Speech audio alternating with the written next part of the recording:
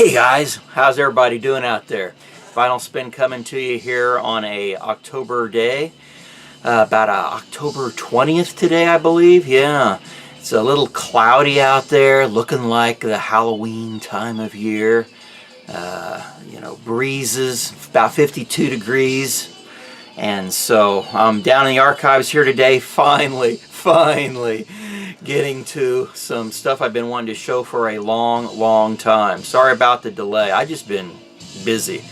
Too many other things going on here, but finally we get to show the albums here today. So hope there's something in the batch here that, you know, grabs your fancy. We start off here with a group from the UK. This is their debut album. They're called Smokie, and the title of the album is Changing All the Time. They're kind of an obscure group over here, not well known over here in the United States. I was watching a news channel, and on the news channel they were having a set of mini documentaries, and one of them was about the group Smokie and their biography. And the interview was, see, Chris Norman here. He was the guy being interviewed, talking about his time with the group. It was very interesting. And just kind of, while he was talking, they were playing some of the group's music in the background, and I recognized it, and I remember liking it from the mid to late 70s, a few albums after this one here. And so, yeah, I watched it and went out and got an album. I started with their debut. I don't have anything in there by them in my collection, so yeah, I'm looking forward to getting more of their stuff. But there's the songs. Nothing on here that was a big AM or FM radio hit.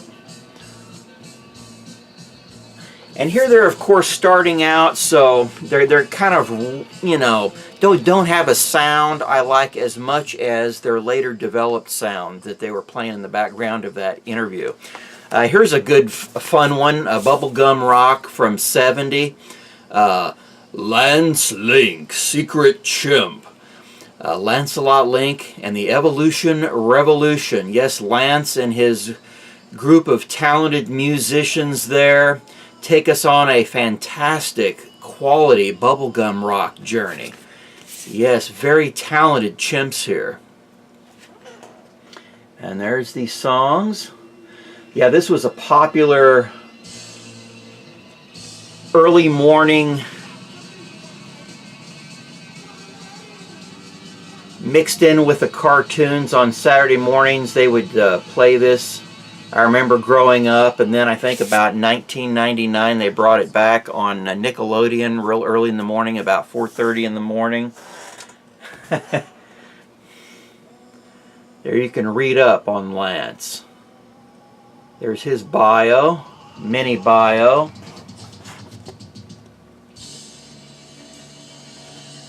There's Mata Hari, Lance's co-agent. And Sweetwater Gibbons, another talented member of the Evolution Revolution. Bananas Marmoset, the drummer. And over on this side here, let's see. There's the write-up.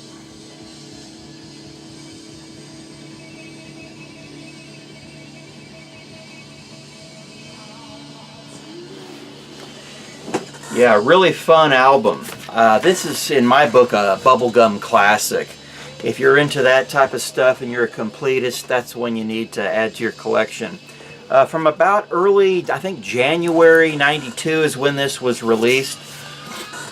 This is Lush, an incredible shoegaze dream pop group led by Mickey Berigny and Anderson. I can't remember the other gal's name. What's her name? But anyway, this is their sound is kind of reminiscent of Cocteau Twins and My Bloody Valentine and Slow Dive. would be a similar sound comparison.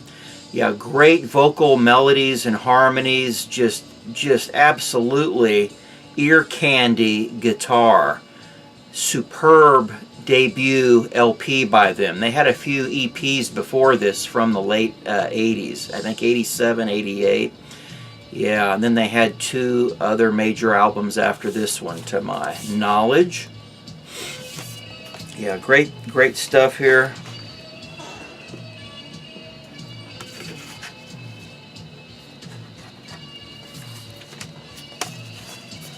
Oh, and I wanted to show you the really cool record label on this Smokie here.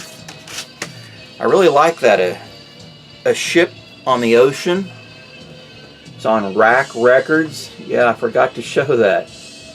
Among some of my favorite labels for their, you know, creative design and photograph there.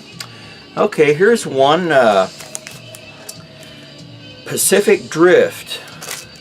Now, where are they from? I think they're from the UK too. Yeah, Pacific Drift. This is kind of a Psych, a light Psych rock band.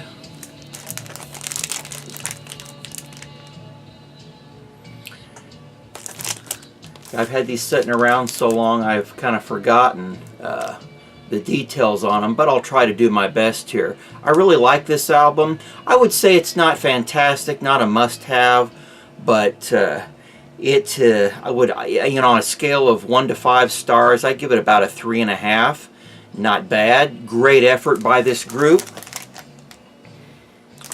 There's the songs, or the members rather, the instruments they play.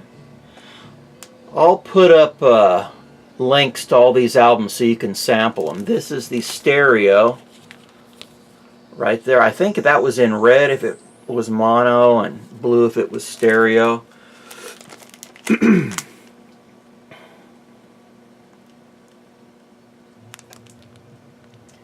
Yeah, it has that sound that I loved growing up hearing, you know, in the early 70s. Just that classic sound.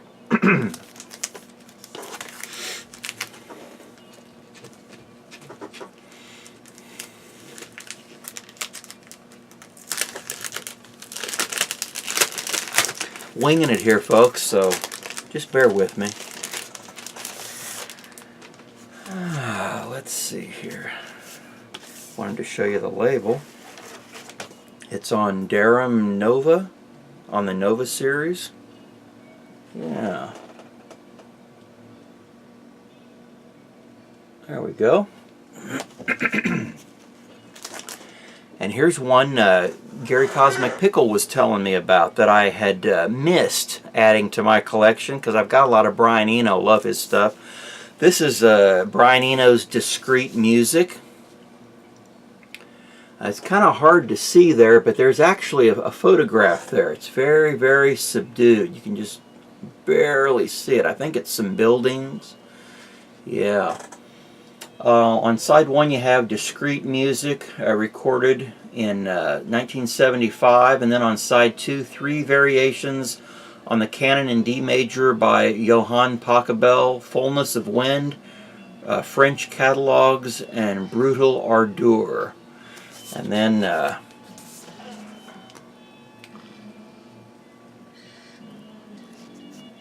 there's the write-up, so you can see what Brian has to say about this album. Yeah, I really love this album. This is great.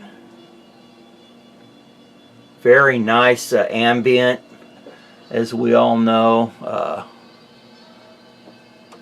Brian creates a lot of really interesting moods over his career. And this is a original Obscure Records release. There we go.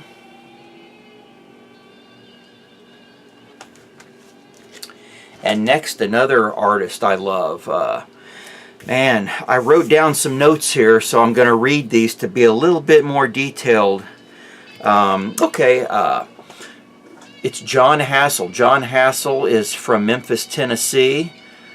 His first LP was released in '77, and his music has been described by many, and I love these descriptions here.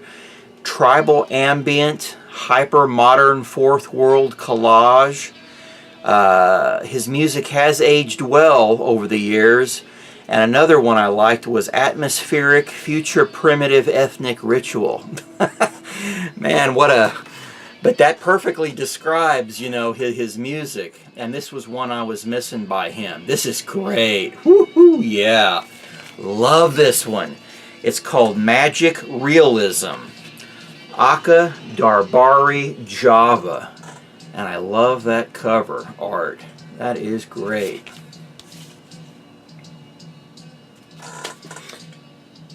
And side 1 you have Empire 1 through 5, and then side 2 is Darbari Extension 1 and 2.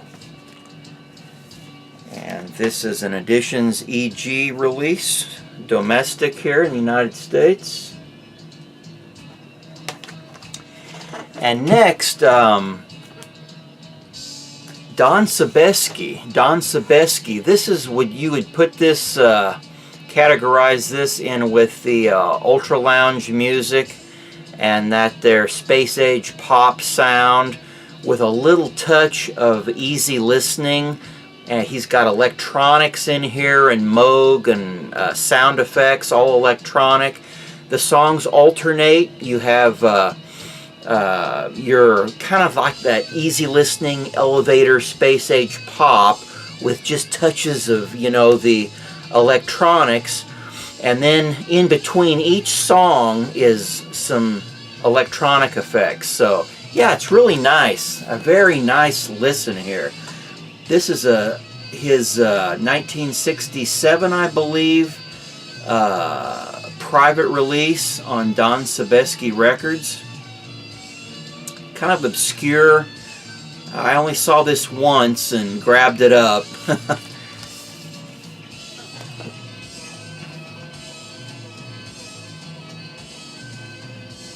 Yeah, his personal take on a lot of the popular songs at that time in the late 60s with a psychedelic mood and vibe to this whole thing. Dick Hyman's on there. Larry Coryell. Wow. Yeah.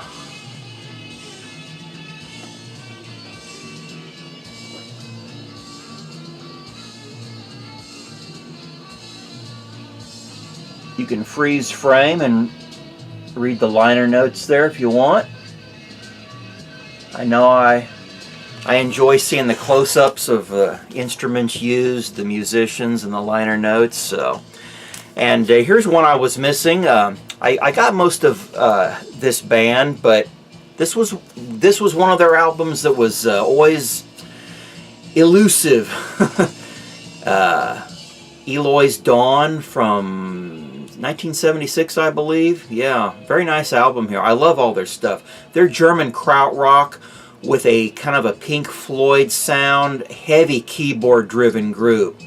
Sci-fi theme in all of their albums. Yeah.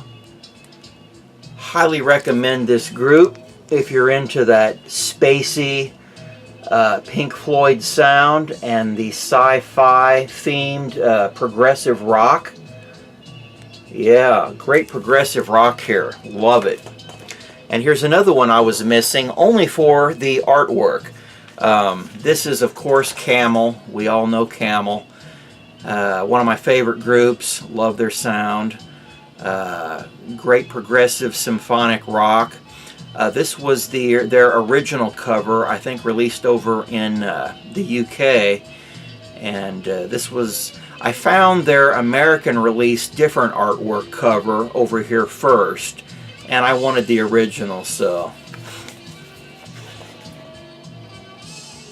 This is Moon Madness, and there's the members.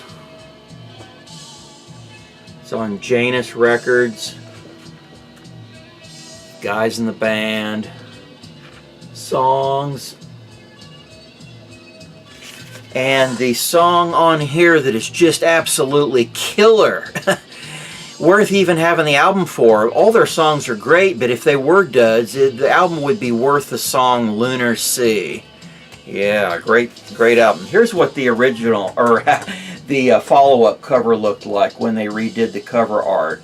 Didn't care for that cover art too much as I did this one. Others would disagree. But yeah, there's that one. And then from Canada, see, I got a write-up on them, some notes. Maneige or Maneige? I think it's Maneige. Yeah, here we go. Oh, I love this. I love this group. Love this group. Highly recommended. From 1975. I believe this is their debut.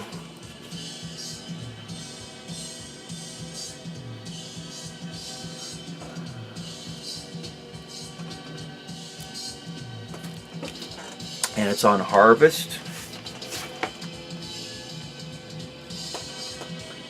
Yeah, there's no way. There's so much here to cover.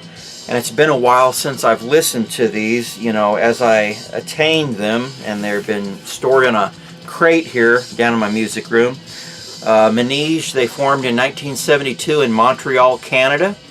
They have their own distinct sound, a symphonic progressive mixed with progressive folk and classical fusion. Very interesting sound. Not everybody's taste if you're kind of, you know, narrow tunnel vision in your preferences, but give this a listen. I think it'll really grow on you. It's very melodic with flute, piano. It's even got an avant-garde leaning fusion of jazzy sound mixed in there. Really, really nice stuff.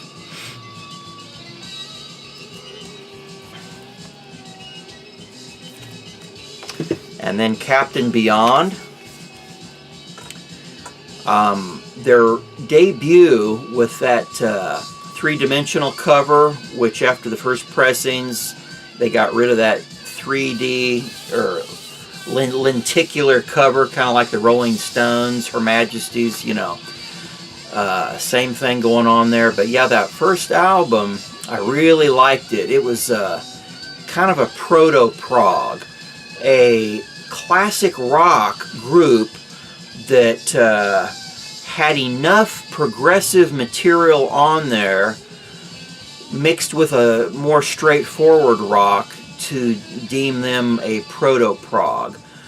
And then it was a lot of psychedelic on there too, very spacey. You could almost call it a classic space rock progressive proto-prog. But then their second album, Sufficiently Breathless, lost a little bit of that, though it was still very spacey, and it lost a little more of that progressive straightforwardness. This one loses a little more and is more in the mainstream classical rock vein, I would say. So, great cover though. Great cover though. Yeah, I would rate their first, you know, maybe a 4.5, and then a 4 for their second one, and this one maybe a 3 on a scale of 1 to 5. There's the songs. It's got about 3 or 4 good standout songs on here, and the rest of them are average, but they all flow well, so happy to find that one. And then, you know, we all know Michael Oldfield with his debut Tubular Bells, started Richard Branson's Virgin label back in '73. Well, here, this just caught my eye. I love that artwork there. I saw this in the bins and thought, heck, why not? I had heard and read about his later sound losing that first 3 album brand of sound we had come to know and love. His Tubular Bells, of course, was a classic masterwork, and then Hergest Ridge and Omadon. Those are my 3 favorite albums by him. This here being from '83, he's getting more into the pop rock. His stuff after, say about the 75, 77 period was more hit and miss for me, as I think you all out there will agree. But this one here was kind of a standout. This was a bright point in that hit and miss phase. Great musicianship on here as always. A lot more electronics and keyboard sound in here. Very, very spacey. Progressive. Getting back to more progressive stuff. Got some nice female vocals in here. So yeah, I was pleasantly surprised with this. If you want to get into any of his later stuff that's more hit and miss, this would probably be my recommend. I think that would stand out over his other stuff there. Thought that was interesting. This is from Germany, and that's the previous owner there. And then a great reissue here by Moving Gelatin Plates. French progressive rock band that their sound is in the Canterbury vein. Just excellent, excellent jazz fusion here. I would say this is on a tie with The World of Genius Hans, which came out in '72. This is their debut, just before that one, from '71. And I first got turned on to Moving Gelatin Plates by the song London Cab. Yeah, London Cab. But all the songs are excellent. Highly recommend these two albums if you're wanting to get into their stuff. They're both 10s on a scale of 1 to 10. A 10 or a scale of 1 to 5, they'd be a 5. Here's a classic soundtrack. Best known for the song, and it'll come to me here, Sexopolis. Yeah, Sexopolis. This is by Jean-Pierre Miris, and the title of the movie was La Maneige Collectif from 1970, 71, I believe. Yeah. This is a reissue on the Born Bad records. There's the songs.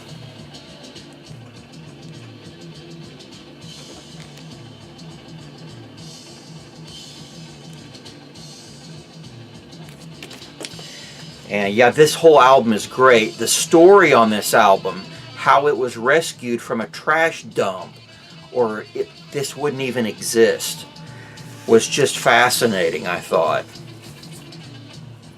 Kind of a custom label there. And I will carefully scroll down the, make sure I got the right side. One is in French and one's in English. Yeah, here we go. Go real slow so you can read the story here. Very, very interesting. Back up there. There we go. You can freeze frame. Yeah, I just love stories about albums that are rescued from oblivion by just strange, strange circumstances. And this was one of them.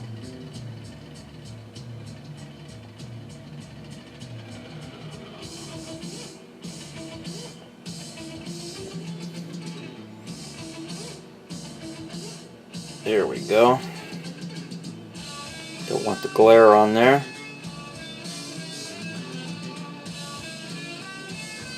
Yeah, this is a lot more difficult than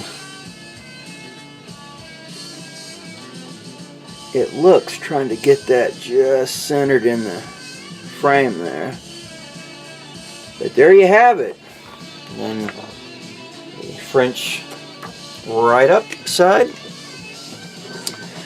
And one of the guys on the internet that I did business with, he threw in this freebie that I didn't have. And I didn't even know that these 12-inch 45 singles were available by Tomita, but this is I think these were just samplers, and they was released on a kind of a thinner stock than the regular thick heavy stock of the albums. But this is Tomita's Bolero, of course. I showed you that album, and you can see on the back there just promoting his library. And we will end. That is my time to end this here particular video. Let's see, on side A is Bolero, and then side B of this here 12-inch single is Space Children in the Underground Kingdom called Agartha. So Bolero on side A was from a sample from his Bolero album, and then side B was, I think, from his Bermuda Triangle album. Yeah, great album there. Yeah, I would rank, now that I've had a chance to kind of re-listen, as I have recently discovered his Bolero, which was missing from my collection for so long, I would say that Bolero and Snowflakes Are Dancing, his debut from '74, are on a tie, but some days Bolero edges out. So this is the way I'm going to rank them. Bolero, Tomita's best album. Snowflakes Are Dancing, next best. And then probably Bermuda Triangle, the third. So that's it for this installment, and we got some more to come. It's amazing. My gosh, when I go into detail, these videos take a heck of a long time. So I'll be back with more. Talk to you later.